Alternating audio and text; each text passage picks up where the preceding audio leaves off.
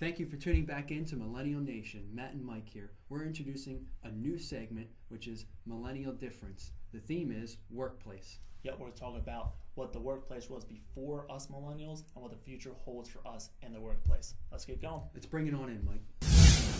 Millennial Nation.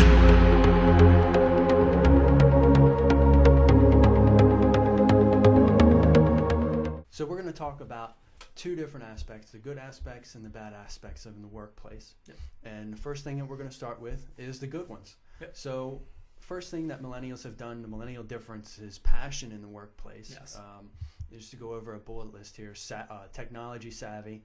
Millennials want to be proud of their company. They want to, get rid of the micromanagement and stuff like that. And we brought up, which is STEM, which is millennials are now more focused on science, technology, engineering, and mathematics. Yeah. And the reason that I think this is a good thing is because we're having a lot more things turn into automation, which is robots taking over the strenuous and hard-working jobs, and we need people to get into the science, the mathematics, and the engineering, and everything else that gets involved with building a robot or anything that's automated, to have those background jobs filled. Behind the scenes. Yeah, because they are going to start taking over the jobs of the hardworking person. Yeah. So we need to start getting more into the technology side of it. Yeah. And that's, I think, a good thing as far as what our millennials are bringing to the table here. And there's not one job, I'd say, anymore that doesn't have some kind of technical computer-related thing in it, even if it's just a basic construction business. If you're still using the phone, still using a computer to learn stuff or get customers, there's always that aspect. It will never die off from now on that you need somebody that is, like you said, in the STEM-related positions in your company somehow. We want a better workplace environment. So, like you said, you don't want micromanagers. You don't want to know what you're doing every minute. You took a 5-minute phone call. Why? We do text on our phones. We do personal calls. We check our bank accounts at work. But, like you said, if that does not affect our performance, if we still get all of our work done on time or even early, why does it matter? My current boss, he's just like, I don't want to turn this into a corporate camp to where you better work this time, no phone calls, you get your 20-minute break, whatever it is. You take a personal call, say, hey, I got to take this call. Can you cover the phones or cover whatever it is? Go ahead, because we all help each other out. Yeah, we want acknowledgement based on performance, yes, not based on what we're doing every second of every day. Yes. So you come in at 8 o'clock, you don't want your performance to be based on the first 20 minutes where someone is saying, well, why didn't you get this done the first 20 minutes? Why didn't you is all your work done? Yeah. Did I get all my work done? All my stuff That's up it, to date? right? Yep. Okay. And also, back when most of our managers, the generation before us, they didn't have this kind of stuff. But we can literally get what they did in a week in the 70s get done in literally a day, a half a day, whatever it is. We just move at so much more of a fast pace because of the evolution of the computer stuff like that.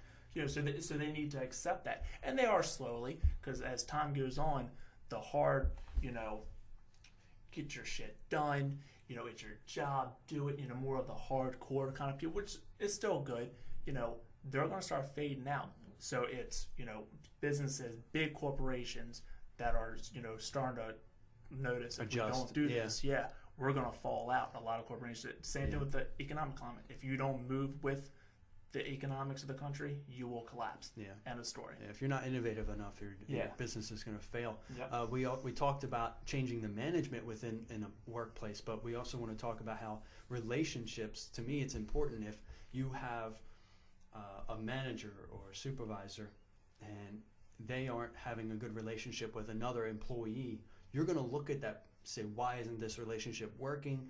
What are they doing that's causing this bad relationship? Is it an economic reason? Is it a personal reason? Yep. And when you notice those things starting to connect, you say, well, I don't really like working for this guy because he's rude to all these people that haven't done anything wrong. Even if it's not you. Right. Even if it's not me, you still want to be proud of what you work for, who you work for, your company, your organization, whatever it is.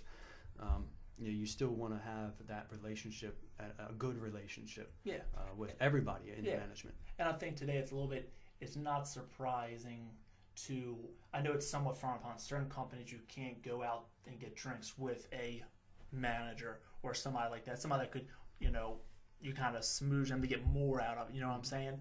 But I think today it's not unknown to go out with your manager and have a drink. Now, should they stay out, pay for the tab and all that stuff? No.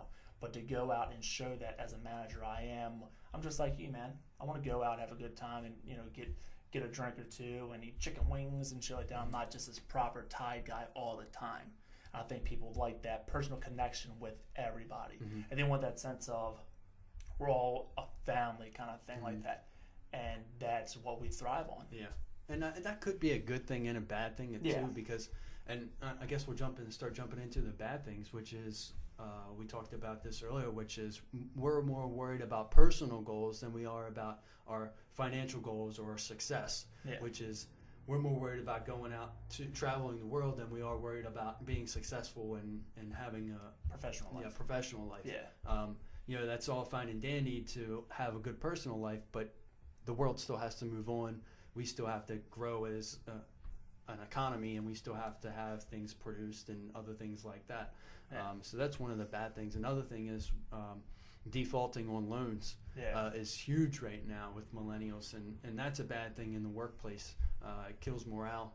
I feel like if someone's being has the weight of college debt on them and they aren't going to be as productive at work, they're going to have this weight, the morale is going to be gone. And that's one thing I really wanted to touch on, was because we talk about getting a college loan, and you get a college loan for, let's say, $80,000 for a job that only pays $30,000 to $40,000 when you come out, and there's no restrictions on the people who are giving out the loans. The federal government gives out the loans, federally guaranteed loans and federal loans, and they have minimal restrictions. And to me, they should have a restriction where it is to an income to debt future ratio. Future income to debt ratio, where they say if you're not going to get a $100,000 loan to go out and become a preschool teacher, we need preschool teachers, but eventually that will become in demand. Those prices will rise, or those income levels will rise because we don't have as many, and it just basically balances itself out. Right now it's kind of like you can go to college and become whatever you want and get any kind of loan you want, and you don't have to pay it for the first 5 years.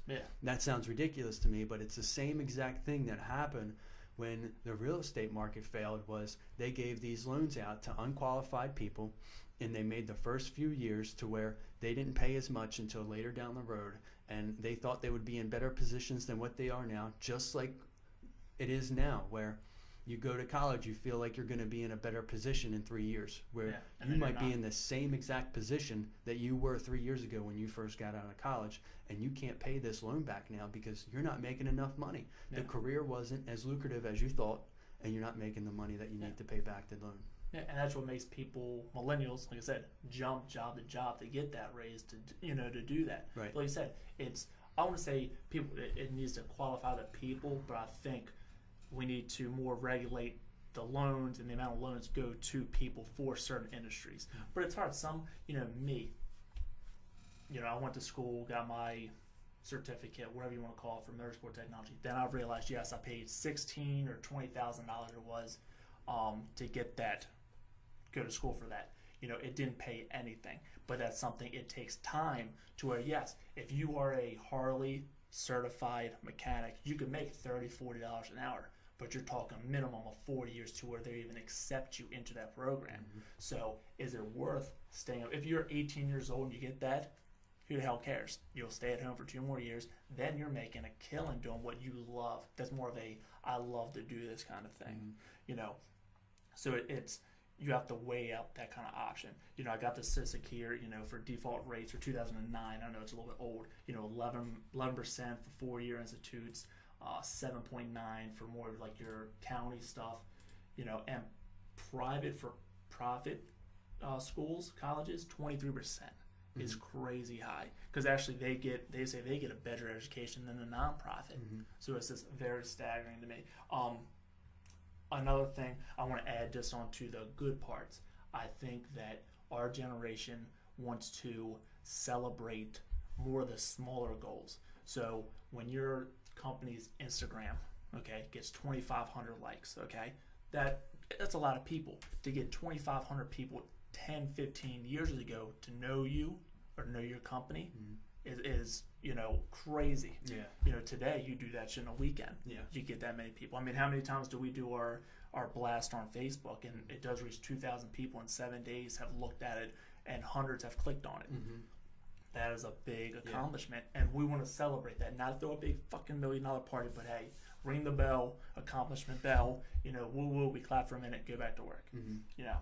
Just wanted to add that in there. Yeah, that is a good thing. I have a survey here that I looked at. I was done last year, and they say, how are they looking for work? How are millennials looking for work? And the biggest mistake, I think, is that they're looking for jobs online. I know you can look for jobs online, and using the LinkedIn and stuff like that is good. However, it takes away from who's actually going to do the networking, making a personal relationship. And we talked about making personal relationships in the workplace, but we already have the job. Yeah. Just to get the job, you have to make the networking available, or be good at networking and friends and stuff. That's how I think you get the best jobs, is say, oh, I know this person, they're a great person. You have people vouching for you, people giving recommendations for you.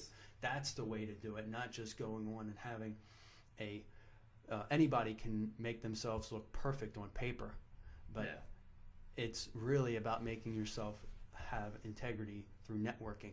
Yeah, and somebody already works at the company. If you want to work for Under Armour, you have a friend that works at Under Armour in the same department you want to get a job on, and they have an opening for whatever it is, your friend can say, hey, you got this application. He told me to put it in. I know this guy personally. He will be a great asset to this company. Helps you out. Doing that kind of stuff, LinkedIn helps out. But if you're looking for a good paying job in your mid-20s, don't go to the store. You can't expect a lot of money from a store that has the walk-ins welcome for interview. You're not. That's the people. That's the 18-year-olds want that kind of stuff. Part-timers. So you want to be on the internet, but you want to know where to look and know people helps. That's why you don't burn bridges when you leave jobs, because you don't know if you left the job because you couldn't get that position that you wanted. You go to another one and you hate it. Well, now the job at your old company is open. Yeah. But you there's pissed no them backtracking. off. You are screwed. We want to be in our environment.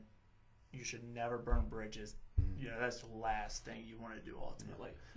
One of the bad things I wanted to talk about was how much we worry about useless crap. I want to go over some of the things, the top Googled things in 2016, and I'm almost embarrassed about reading this. I mean, it's when you figure number one how-to on Google was how to play Pokemon Go. Seriously, number one. That's terrible. And almost all the other ones, let's just say, are some of them are political related, some of them aren't, some of them last year. Number 4 on how to make slime. Really, I mean, it's some real high level of thinking. That's going to gain you a lot of real high level of thinking we had in 2016, guys. Forward. It's really embarrassing. And what is Pokemon Go? 2 number one things. What is Pokemon Go and how to play Pokemon Go? Our number one thought about is Pokemon. I mean, I can understand it might be the generation that's younger than us, because the average 12-year-old has his own damn phone now. And I get that. I had my first phone when I was in high school, work-related. Once I was old enough, my parents gave me a phone for work, but also I had my own phone I used that phone, paid for it, to do landscaping. So I used it, but it was for pushing forward. Today, a lot more younger people have it. You're 8, 9 years old. I don't know what you're doing with it, whatever. Yeah, it's a little but too that young. might be why the numbers are so high, because you have generation younger than us, I'd say, that are pushing forward, and the older generation probably ain't gonna be googling shit like that. There's no use in our generation for fucking slime or Pokemon Go. If you are 28 years old and you're playing that shit right now, comment on this, and be ready for a rant. Because you're not helping, unless you're a billionaire and you're the owner of Pokemon. Yeah, you're sitting there. Yes, you piss me off to no end, and why my generation looks like dummies to the generation before us. Yeah, it is. It's true. I mean, you can just go down this list, and you cannot tell me that this is what most people are thinking about in the millennials. It's sad. Yeah, it's sad. You know, our generation, we're gonna have to step up. We're gonna step up in our own way in the workplace. It's gonna take time. The generation before us of the just do it. It's your job. I'll fucking fire you tomorrow. You know, that won't motivate us. But it's gonna take time to do it. Don't go crying because you know you didn't get your promotion you wanted to mommy and daddy. That's too bad. So they pick that person. It should be most times because they have worked for it or they have something that you just don't have right now. Yeah. Doesn't mean you'll never be a manager. You know, at PetSmart, get your shit together, and then go for the next one. There's always opportunity everywhere. Yeah. You know. So after talking about all these bad things, me personally, I think we are headed in a good direction. We are headed in a better direction as far as management, as far as the workplace. It should be more personal. It shouldn't be so much vitriol in the workplace. It's not all about the company anymore. Yeah. It's about the employees also. Exactly. It's moving forward with that. So we hope you enjoyed the video. Yeah. Please like us, share us, comment us. We always want to hear what you're thinking. And we'll see you again next time. Thank you. And this is not we're doing Millennial Difference, and we're going to have other topics we're going to do. So we'll put them out every this is couple just episodes. The first theme is in the workplace, Millennial Difference in the workplace, and we'll have other ones to come. Yep. Thanks, guys.